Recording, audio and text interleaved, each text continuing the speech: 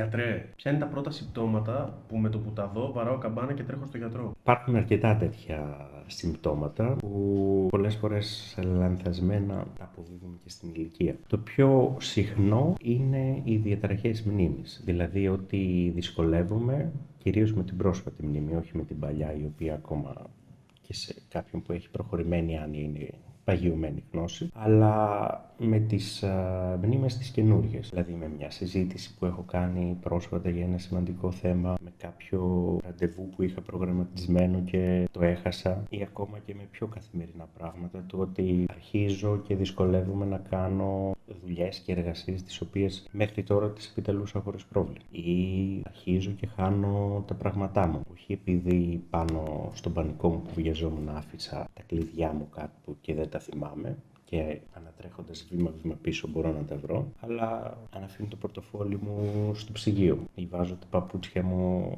στο ντουλάπι με τα φάρμακα. Αυτό δεν μπορεί να μπερδευτεί με αφηρημάδα όμως, ή όχι? Συνήθως η αφηρημάδα αφορά κάτι το οποίο πάνω στη βιασύνη μας κάνουμε και έχουμε την ικανότητα σε αυτές τις περιπτώσεις τις περισσότερες φορές, κάνοντας ένα-ένα τα βήματα προς τα πίσω, δηλαδή ανακαλώντας τις κινήσεις τις οποίες έχουμε κάνει, να εντοπίσουμε περίπου το μέρος που έχουμε αφήσει κάτι. Κάποιος ο οποίος έχει άνοια ή αρχίζει άνοια μπορεί είτε τα λάθη που κάνει να είναι πιο μεγάλα, είτε μπορεί να χάνει την ικανότητα, ανατρέχοντας βήμα-βήμα προς τα πίσω, να βρει το πρόβλημα ή το αντικείμενο που έχει χάσει. Κάτι άλλο που μπορεί να συμβαίνει πολλές φορές στους μεγάλους σε ηλικία, να το μπερδεύουμε με άλλες παθήσεις όπως καταράκτη κλπ. Είναι η δυσκολία στην αναγνώριση είτε του χώρου, δηλαδή και από άποψη προσανατολισμού κάποιος μπορεί να χάνεται πιο εύκολα ή να του παίρνει χρόνο για να καταλάβει που είναι, κάτι το οποίο δεν συνέβαινε παλαιότερα, είτε μπορεί να χάνει την ικανότητα να ξεχωρίσει κάτι,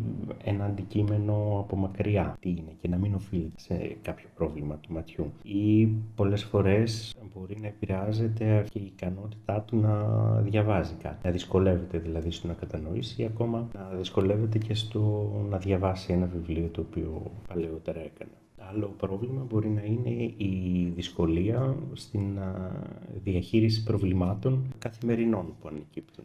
Ή μπορεί κάποιος που μαγείρευε τώρα να δυσκολεύεται στο φαγητό ή να μην θυμάται τι χρειάζεται να βάλει μέσα. Αν έχω κάποιον άνθρωπο που έχει κάποια από αυτά τα συμπτώματα, μπορώ να έρθω σε επικοινωνία μαζί σου? Θα έπρεπε.